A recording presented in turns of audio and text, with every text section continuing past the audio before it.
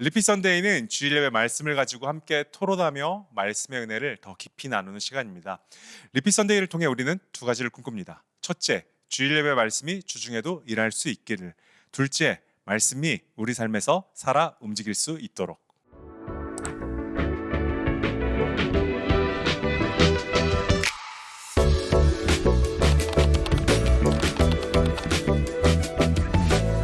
네, 목사님 안녕하세요. 안녕하십니까. 오늘도 또 함께 말씀을 나눌 수 있는 시간이 있어서 너무나 감사한 것 같습니다. 저도 감사합니다. 네, 지난 시간에는 감기 걸려가지고 코 때문에 많이 힘들었는데 네.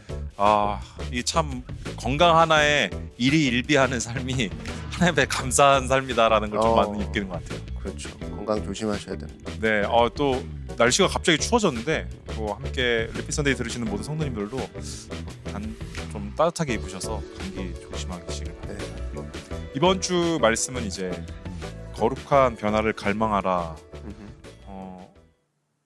먼저 설명을 드리자면 우리 리피 선데이는 목사님 주일 예배 말씀을 가지고 그 주 주중에 함께 저와 목사님과 함께 토론하면서 이 말씀에 대해서 더 깊이 어떻게 우리가 살 수 있을까 말씀대로 그런 것들을 같이 나누는 시간입니다. 그래서 혹시 이번 주 주일 설교를 아직 못 보시고 오셨다면 소개글과 댓글창에 보시면 이번 주 목사님 설교 거룩한 변화를 갈망하라 링크가 있거든요. 그거 보시고 오시면 더 풍성한 리피 선데이가 될 것 같습니다. 네.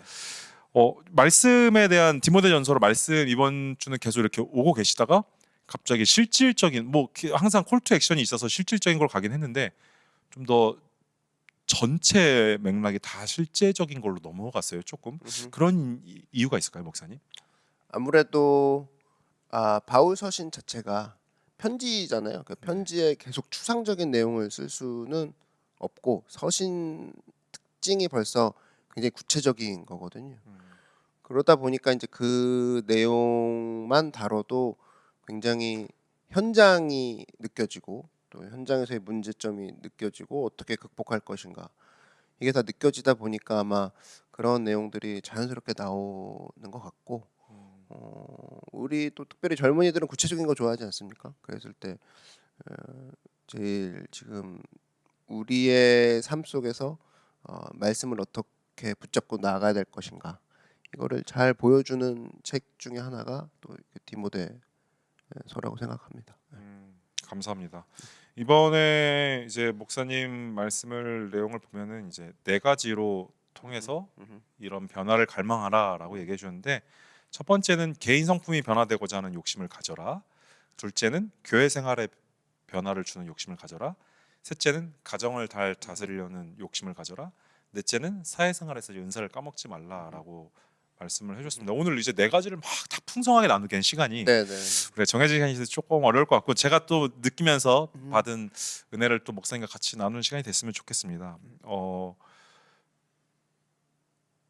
이 욕심을 부려라 세 가지가 이제 욕심을 부려라, 욕심을 부려라, 욕심을 부려라 제목을 설명해 주셨는데 전 이 부분에서 좀 많이 와닿았던 것 같아요. 이걸 다 아우르는 이제 욕심은 누구나 있는데 욕심이 어떻게 없을 수 있냐 목사님께서 말씀하시기를.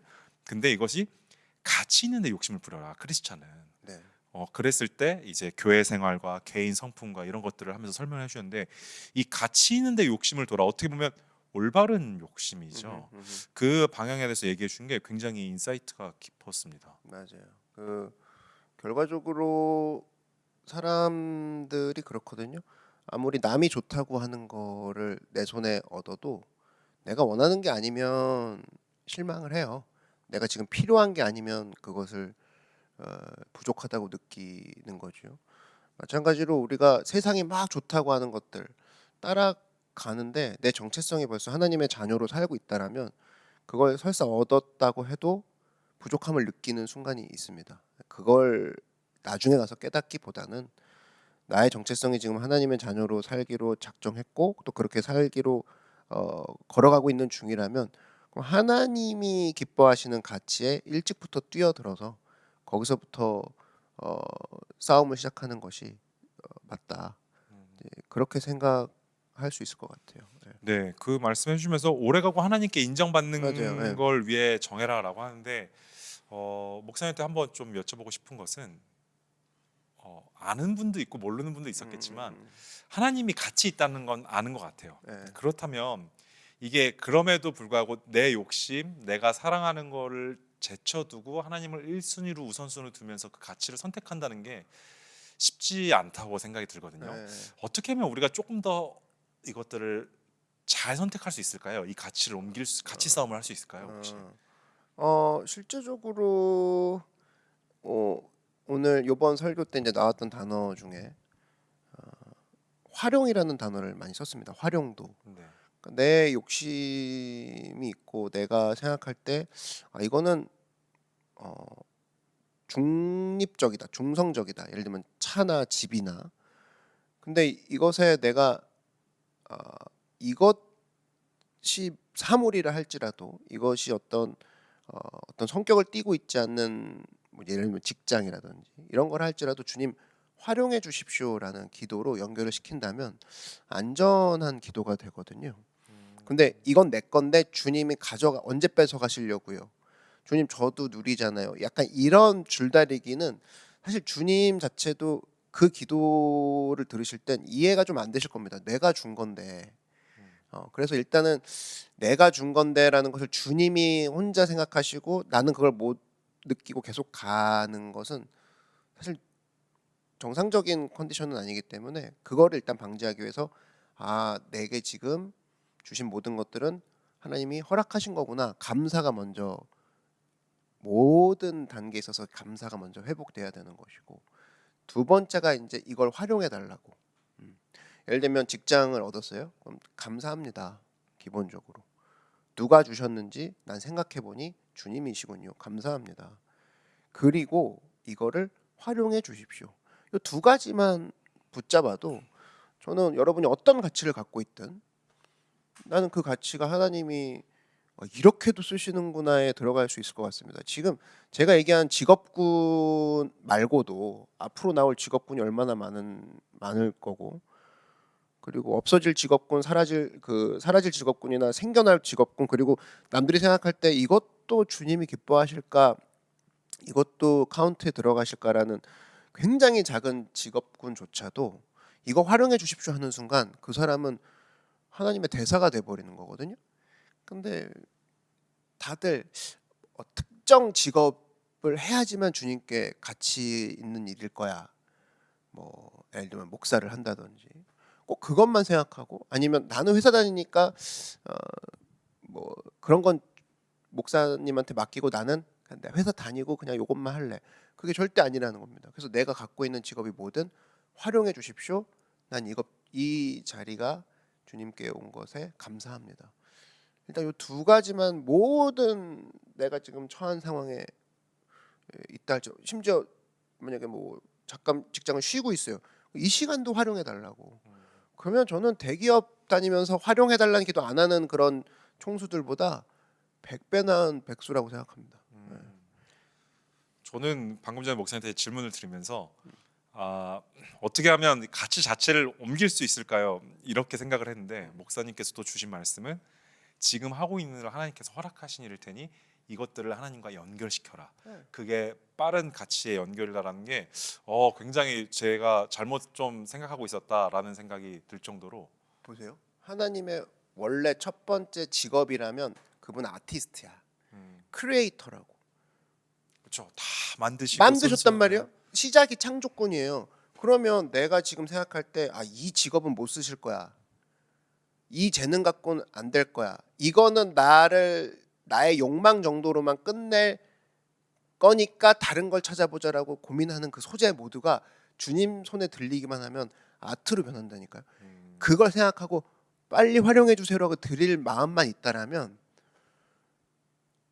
그거 갖고 어떻게 주님께 영광이 돼요. 그게 된다고. 그분의 손에 올려드리기만 하면. 근데 우리가 짐작해서 이거는 못난 꼴이지.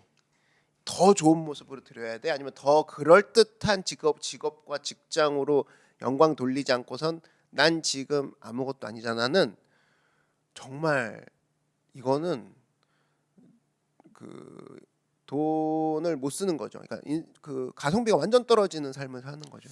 어떻게 보면은 가치라는 우리가 되게 약간 명확히 잡히지 않는 단어잖아요. 가치라고 했을 때 이거에 대한 엄청난 무한한 싸움이라기보다는 지금 내가 하고 있는 작은 것부터 큰 것까지 하나님 앞에 올려 드리냐 마냐라고 했던 그런 목사님 잠시만요. 모기가 방해를 그 손흥민 선수가 만약에 네. 사인을 받아야 되는데 내가 사인할 받을 종이가 없어. 그럼 당장 맥도날드 휴지를 티슈를 잡아다가 여기다 해주세요 했어. 사인했어. 그 순간 맥도날드 티슈는 그 전까지는 30원짜리였다가 이 사람이 사인하는 순간 3천만 원이 되는 거예요. 그러기 때문에 사실은 방금 얘기해 주신 그런 게 뭐냐면 이 가치를 내가 정하는 게 아니고 네. 뭐가 됐든 주님 손에 맡겨 드리는 그 과정을 통해 그분이 가치를 매기신다니까요. 맞는 것 같습니다. 저도 목사님 방금 얘기할 때 생각 들었던 게 우리가 만약에 제가 워십팀을 하고 있으니까 워십팀을 해요.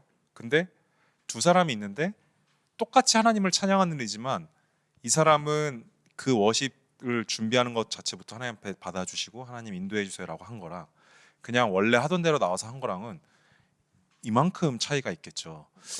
그랬을 때 목사님 해주신 것처럼 우리가 어떤 것을 계속 내게 가치가 있냐 없냐를 싸우기보다는 왜냐면 찾아가는 과정일 수도 있고 어려울 수 있잖아요. 가치라고 했을 때 너무 막 밸류했을 때 너무 큰 문제인데 지금 하고 있는 일을 작은 일이든 큰 일이든 어떤 것더라도 하나님 손에 올려 드리냐 마냐가 방금 전에 얘기해 주셨던 정말 중요한 싸움인 것 같습니다. 맥도날드 티슈라고 해서 우습게 보지 말고 손흥민 선수에게 손에 가져다 주는 순간 바뀌는 것처럼 내 인생이라고 내가 우습게 보지 말고 작게 보지 말고 나이에 상관없이 직장에 상관없이 그분께 드리는 순간 이건 게임 체인저가 되는 거죠. 네, 맞습니다.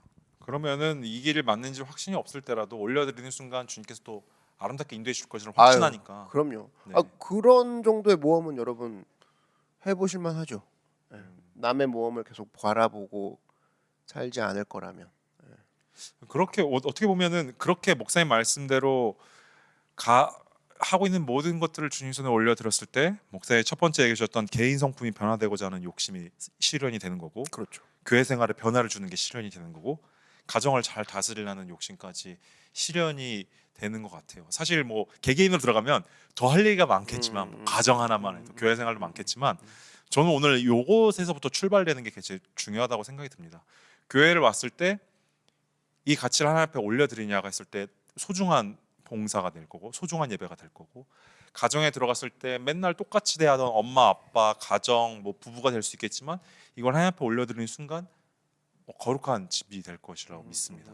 그래서 어떻게 보면 이런 실천이 오늘 방금 전에 목사님 말씀해 주셨던 그런 올려드린 그래서 주님 손에 갔을 때 어마어마해지는 그런 과정으로 갈 거라고 또 생각이 듭니다. 그 과정이 여러분 이미 열려 있습니다. 여러분 손에 다 티슈가 들려 있어요. 그분의 손 앞에 드리기만 하면 돼요. 아멘. 네. 그러면 이제 변화를 꾀하는 이제 세 가지에서 오다가 이제 마지막 네 번째는 사회생활에서 은사를 까먹지 말아라고 했는데 디모데전서 말씀 따라가다 보니까 이제 갑자기 확 변하는 요 내용이 나온 거겠죠? 네, 그렇죠. 결과적으로 이제 그 술에 대한 얘기가 이제 디모데에서 나왔고 술은 그 당시에도 이제 뭐 어떤 굉장히 교회를 괴롭혔던 소재 중에 하나였습니다. 왜냐하면 먹지 말라, 먹으라 계속 요 싸움만 하다 보니까 실제로 약간의 취해서 나오는 영향력 때문에 그리고 그 취함을 측정할 수 없는 것 때문에 실제 리더들이 말썽을 일으키는 상황 이런 것들이 계속 종종 있었기 때문에 여기서 어떻게 할 줄 모르는 디모데에게 바울이 술 취하는 것, 술을 즐겨하는 사람을 절대 일꾼으로 쓰지 말라. 근데 여기서 말하는 일꾼은 우리 모두에게 사실은 해당이 되죠. 그래서 사실은 뭐 직장에서 비전을 갖고 뛰십시오 이 얘기보다는 더 구체적으로 얘기한 것 같아요. 술을 즐기지 마라. 이유는 딴 게 아니라 은사가 무력화된다. 그래서 그 뒤에 이제 은사 이야기들이 쭉 나오는데 결국 술은 직접적으로 하나님과 연결을 굳이 짓는다면 주신 선물을 하나도 못 쓴지 않냐. 그것을 통해서 경각심을 더 줬던 그런 구체적인 지침이라고 생각이 듭니다. 네. 우리 은사를 무력하게 하는 건 제거해야 된다고 얘기하셨는데 혹시 술 말고 다른 것들도 좀 있을까요, 목사님? 일단은 뭐 게임 같은 것들이 많이 있겠죠. 게임이나 그 중독의 계열인데 어떻게 게임은 보면은 하나의 문화 계열로도 되게 많이 올라왔잖아요. 그렇죠. 예, 예, 예. 그렇죠. 그러니까 근데 이제 그거를 중독이랑 연관이 지으면 좀 편할까요? 그 단순히 게임이라기보다는. 이겁니다. 그 결국에는 내가 지금 기뻐하는 것들의 대상이 변질되었을 때에 이것을 중독이라고 하는 거죠. 멈출 수 없는 가장 큰 기쁨의 네. 기쁨의 대상이 위치가 바뀐 음. 거예요. 가족이 되어야 되고 사람을 사랑하고 이래야 되는데 내 기쁨의 대상이 그것이 아닌 것들로 바뀌기 시작했을 때를 이제 중독이라고 하거든요. 그랬을 때에 이 사실은 하나님의 은사, 하나님이 주신 일들을 할 때에 그것들이 얼마나 영향을 주고 있는가, 도움을 주고 있는가, 해를 주고 있는가를 바로미터를 거기 한번 대보기 시작하면 예를 들면은 뭐 운동을 합니다. 그러면 운동하는 것은 하나님 나라에서 하나님이 주신 은사를 어떤 식으로 발현하는데 도움을 줄 수 있을까? 체력을 지치지 않게 함으로 많은 사람들을 내가 더 도울 수 있는 그런 체력을 해주는 데 있어서 이 운동은 쓰여져. 그리고 무엇보다 확실한 건 멈출 수 있느냐 없느냐거든요. 지금 하고 있는 그걸 지금 멈추고 다른 행동을 할 수 있으면 중독 아니에요. 근데 운동은 뭐 예를 들면 운동을 하다가 지금 내려놓고 빨리 내려와. 지금 빨리 가야 돼. 그럼 갈 수 있는 부분이고 너 빨리 가서 지금 예를 들면 저거 도와줘. 알았어, 알았어, 갈게. 이게 가능하거든요. 근데 게임이라고 했을 때 하고 있는 사람 앞에서 전원을 갑자기 뽑아버립니다. 그건 중독 아니어도 조금 화가 나지 화가 않을까요? 나겠죠. 계속 머릿속에 남는 거죠. 아, 음. 자리를 떠나도 자리를 떠나도 남냐 안 남냐를 보면 되거든요. 그랬을 때 술은 두 가지를 다 피지컬과 스피리추얼을 다 건드리는 게 1분 전에 찬양하던 사람이 위스키 2잔 마시고 다시 찬양하라 그러면 아무리 나는 내 모습대로 가고 싶어도 이미 피지컬이 잡고 있고요. 피지컬이 돌아와도 예를 들면 아직 술이 들겠다는 표현을 쓰는 것처럼 술이 들겠다든지 이런 식으로 계속적인 은사를 행함에 있어서 지연이 된다. 하나님의 일을 함에 있어서 계속적으로 그런 어떤 텀을 발생시키고 장애물이 되는 상황이다. 즉시 회복이 안 된다. 이건 전부 다 해당이 되는 거죠. 예를 들면 뭐 되게 많을 겁니다. 아마 지금 예를 들면 얘기 안 한 누구 나는 사람에 집착해. 그럼 사람에 중독된 거예요. 예. 그러니까 뭐 그것뿐 아니더라도 내가 지금 당장 멈출 수 없다라고 하는 건 다 경계를 해야 되는 거죠. 예. 맞습니다.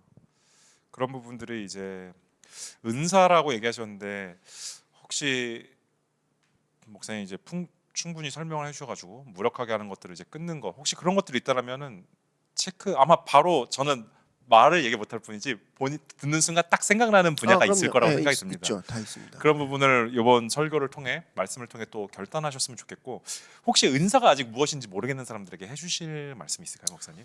은사는 기본적으로 세 가지 정도의 그 찾을 수 있는 방법이 있긴 하죠. 첫 번째가 내가 좋아하는가.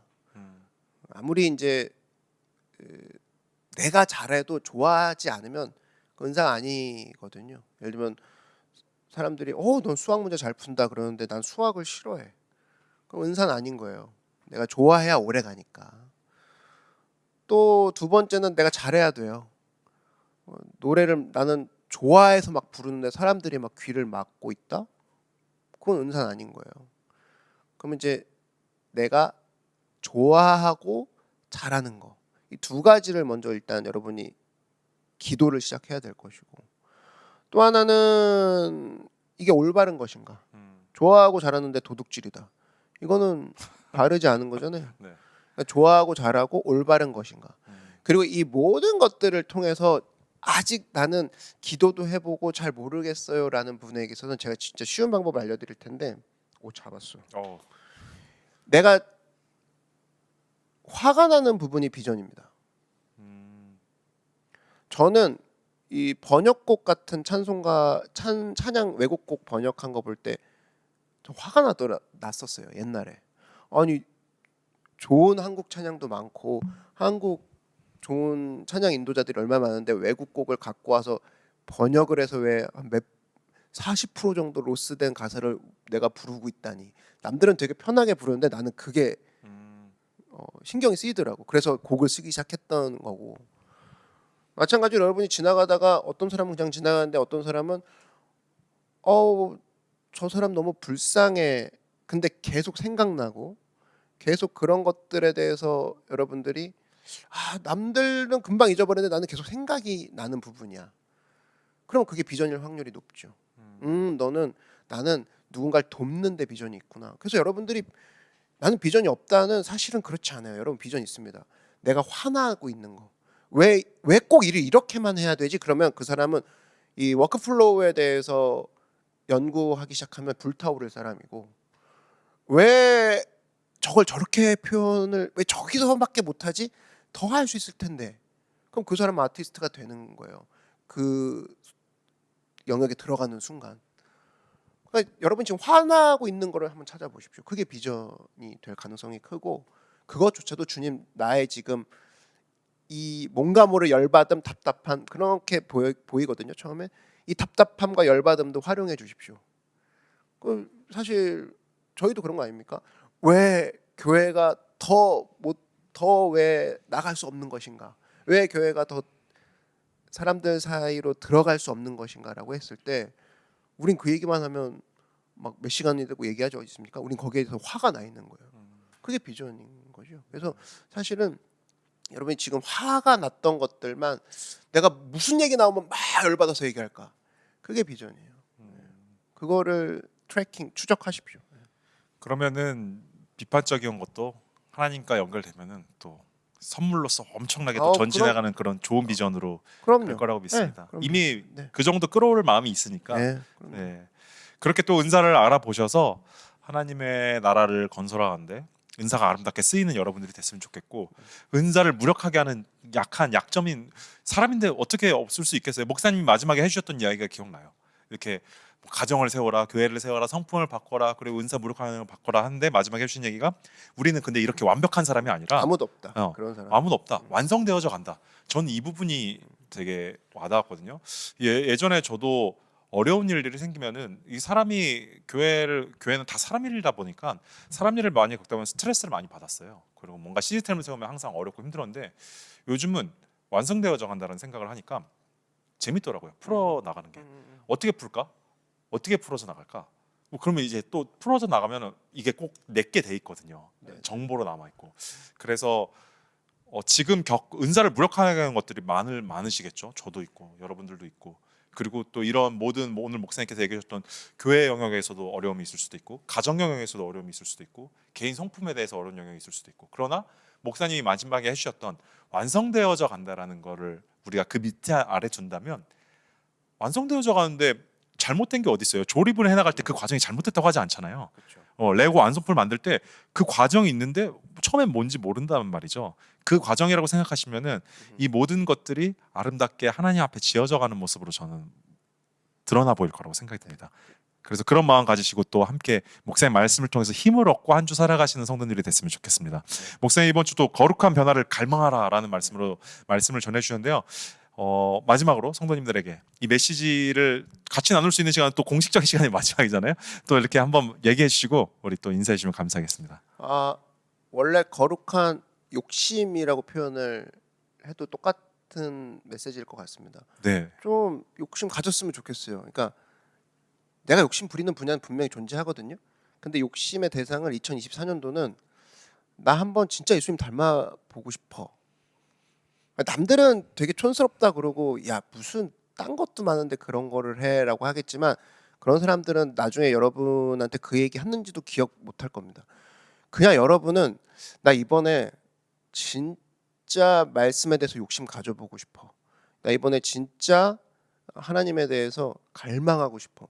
이런 욕심 한번 가져보십시오. 이 디모데전서에서 얘기했던 나 한번 이렇게 해볼 거야라는 그런 욕심 한번 가지시라고 한번 도전해보고 도전해 드리고 싶고 또 성경을 보면은 아까 완성과 그 완벽의 그 차이를 얘기해 주신 것처럼 성경은 다 씨앗의 비유, 나무의 비유가 그렇게 많습니다. 이유는 뭐냐면 어떤 나무도 완벽한 모습으로 처음을 그 모습으로 태어나진 않아요. 성경에 식물의 비유가 많은 이유는 씨앗의 형태로 출발해서 나중에 꽃이라는 생식기관이 돼서 누군가에게 열매를 던져주는 그 상황까지의 식물은 자라나는 걸 하고 있거든요. 근데 동물은 좀 달라요. 아예 성체로 태어나서 모든 기관이 있는 상태에서 태어나는 거잖아요. 근데 식물은 그렇지 않거든. 씨앗이라는 정말 좁쌀만한 거에서 나중에 화려하게 펴지는 부분까지 가는 것을 예수님이 그걸 아시고 우리에게 너희는 완벽한 존재가 아니라 완성되어 가고 있어라고 얘기해 주시는 것 같습니다. 그렇기 때문에 여러분, 난 지금 씨앗이다. 난 지금 새싹이다. 지금 나는 자라고 있다. 나는 지금 꽃임으로 많은 열매를 맺게 하기 위해서 꽃을 날려야겠다. 각자의 단계가 있단 말이죠. 이것들 가운데 여러분 두려워하지 말고 여러분 삶 가운데에 하나님이 주신 자리에서 최고의 것들을 누리는 여러분 되길 바랍니다. 감사합니다. 목사님 마지막 말씀 오늘 너무 또 감명이 깊은 것 같습니다. 나무와 동물의 차이를 저 오늘 되게 아름답다라는 생각을 했는데 목사님 말씀해 주신 것처럼 그 식물의 나무처럼 함께 풍성히 푸르르게 자라져가는 우리 모두 성도님들 되시길 바라겠습니다. 그럼 우리 다음 주 리피 선데이 때 만나요. 안녕. 안녕.